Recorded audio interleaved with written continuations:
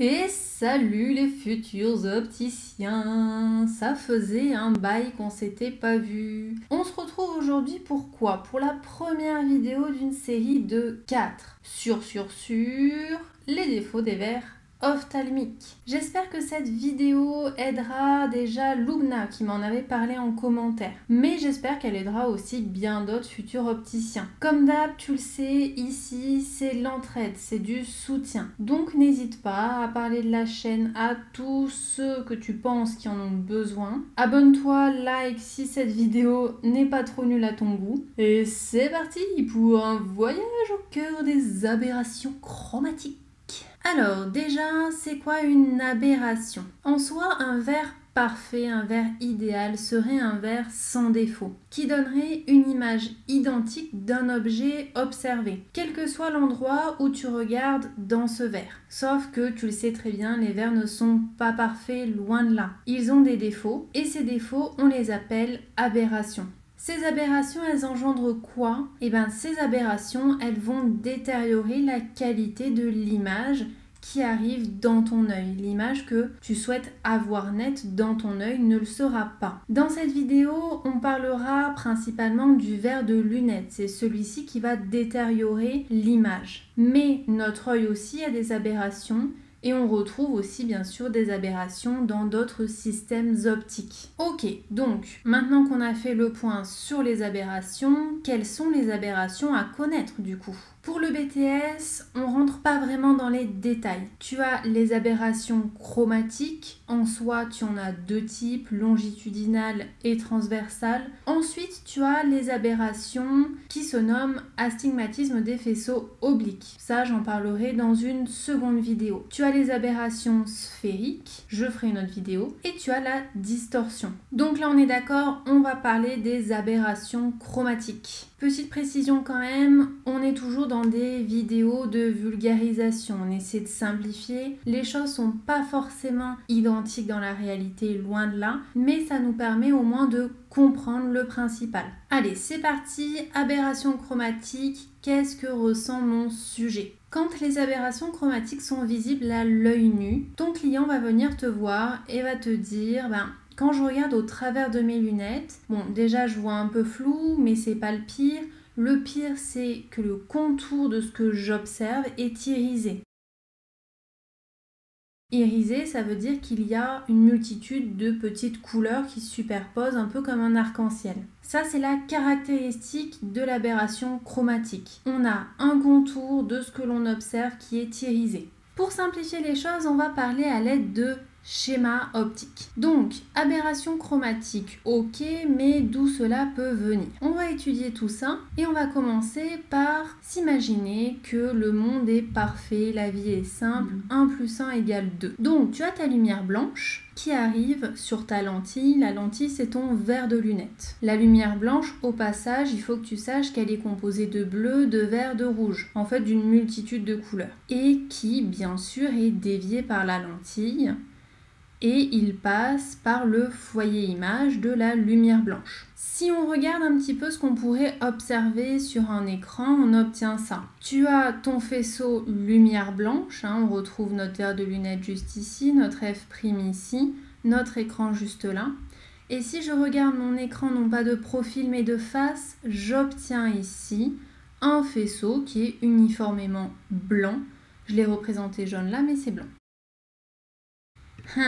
Mais qui a dit que l'optique était facile? En réalité, la vie est compliquée et tu le sais. Ça ne se passe jamais vraiment comme on l'imaginerait. Là, on retrouve notre lumière blanche, composée de bleu, de vert, de rouge. Elle arrive sur notre verre de lunettes. Et en fait, en traversant le verre de lunettes, on obtient plusieurs rayons lumineux. Des rayons bleus, des rayons verts, des rayons rouges. En fait, notre lentille a décomposé notre lumière blanche. Et donc du coup, au lieu d'obtenir un seul F' lumière blanche comme on avait dans un monde idéal, on obtient plusieurs F'. On va avoir un foyer bleu, un foyer vert, un foyer rouge. La lentille va tout simplement dévier les couleurs qui composent la lumière blanche en fonction de la longueur d'onde. Car le bleu n'a pas la même longueur d'onde que le vert n'a pas la même longueur d'onde que le rouge. Et donc du coup, au travers de la lentille, on va avoir des rayons qui seront plus ou moins déviés. On va pas forcément rentrer dans les détails pour faire une vidéo courte. Mais en tout cas, il faut que tu saches que la lumière blanche arrive sur mon verre de lunettes. Mon verre de lunettes a la capacité de décomposer cette lumière blanche. Et donc du coup, à la sortie de la lentille, on va avoir non pas un seul foyer image, mais une multitude de foyers images correspondant à chaque couleur composant la lumière blanche. Ok, donc du coup, on a plusieurs f', on a plusieurs foyers images. Et alors, qu'est-ce que ça engendre? Si on regarde notre écran, non pas en vue de profil comme là, mais en vue de face, on va obtenir un faisceau au bord irisé. En fait, au lieu d'avoir un faisceau totalement blanc comme dans un monde idéal, on va obtenir plusieurs couleurs. Au bord, on va avoir quelque chose de plutôt bleu. Pourquoi? Parce que quand tu regardes ici sur l'écran, ton faisceau bleu, il se termine ici. Il parcourt toute cette distance-là et il se termine là. Donc, tu es d'accord que entre le rayon bleu et entre le rayon vert, tu n'as que du bleu. Ensuite, entre le rayon vert et le rayon rouge, on va avoir quoi? On va avoir du bleu et on va avoir du vert, ici. Donc, on va avoir quelque chose de plutôt vert. Et au centre, on va avoir du rouge. Ah, mais là, tu ne me l'as pas fait rouge. Pourquoi? Parce que tu vas avoir aussi du vert et tu vas avoir aussi du bleu. Donc en fait, au milieu, on a une superposition de toutes ces couleurs. Et ces couleurs, c'est quoi? C'est les couleurs qui composent la lumière blanche. Donc si je superpose du bleu, du vert, du rouge, je vais obtenir au milieu un cercle qui sera blanc. Donc au final, le faisceau est blanc au centre. Il va être bleu en périphérie et il va être plutôt vert entre. D'où ce problème d'irisation des bords. Ok.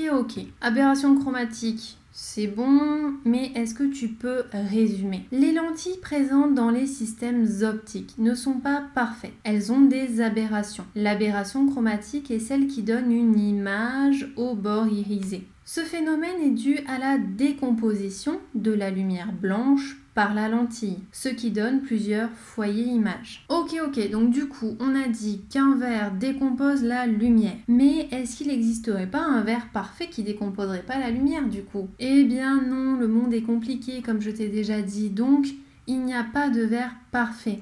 Mais on peut toujours essayer de limiter les dégâts. On essaiera de limiter les dégâts en choisissant la bonne matière, en partant sur un indice pas trop fort, comme je te dis souvent, et en faisant une prise de mesure parfaite. Attention, garde toujours en tête que plus ton verre a de puissance et plus ça va augmenter les aberrations. Allez, maintenant on va essayer d'aller un petit peu plus loin parce que ça on t'en parle souvent en analyse de la vision ou même en optique géo. Ma question, ça serait, existe-t-il une valeur indiquant la tendance d'une matière à séparer les couleurs? Pour choisir au final la meilleure matière, est-ce qu'il n'existe pas un nombre qui nous dirait là tiens, ça disperse plus que celui-ci? Eh bien si, ça existe.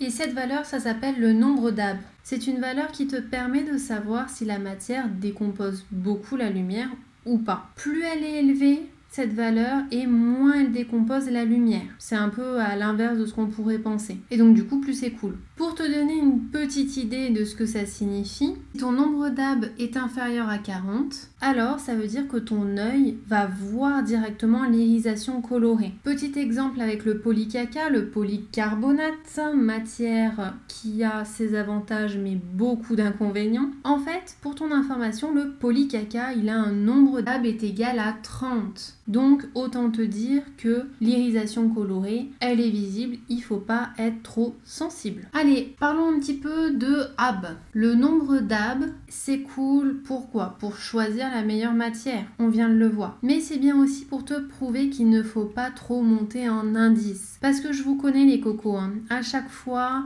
on veut essayer de mettre le maximum d'indices parce que déjà au magasin c'est souvent ce qu'on fait. Et c'est souvent ce qu'on fait aussi parce que dans notre tête on se dit ouais bah si je monte en indice ça sera encore plus fin, le verre ça va être trop top pour lui.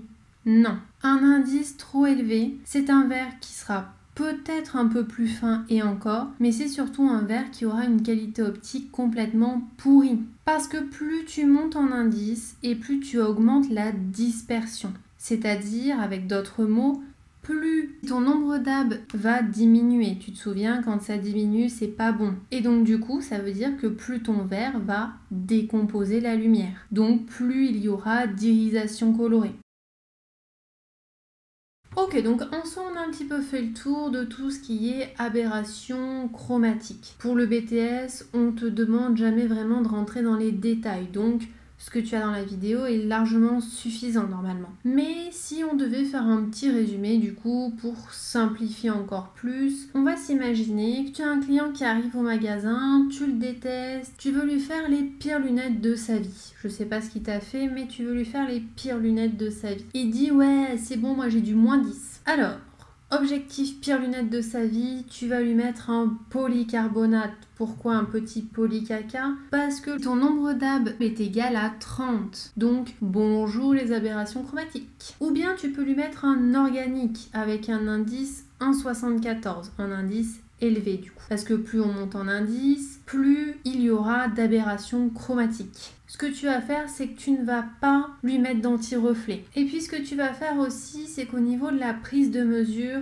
tu vas pas la faire. Comme ça, la prise de mesure, si tu ne la fais pas, ton verre va être décentré. Donc, ton centre optique de ton verre ne coïncidera pas avec la ligne de regard de ton client. Tu vas augmenter les aberrations chromatiques parce que ton sujet va constamment regarder en dehors du centre optique du verre. Donc, il sera constellé d'aberrations chromatiques. Et voilà, cette vidéo est finito pepito. C'est la première d'une série de 4 vidéos sur les aberrations, donc n'hésite pas à aller checker les autres quand elles seront dispo, si elles ne le sont pas encore. Comme d'hab, on écrabouille le bouton s'abonner et like, sinon je te fais plus de vidéos. Et un big merci aux 348 abonnés de la communauté des futurs opticiens et aux likers et aux commentateurs de vidéos qui m'apportent beaucoup d'aide. Et aussi, je sais pas si t'as vu, mais il y a une nouveauté, l'Instagram des familles. Je t'y attends pour dialoguer, voir des photos de bouffe, de plage, d'hôtels de luxe. Non, je déconne. Tu verras juste des trucs d'opticiens parce que l'optique, c'est la vie. Allez, bisous les futurs opticiens.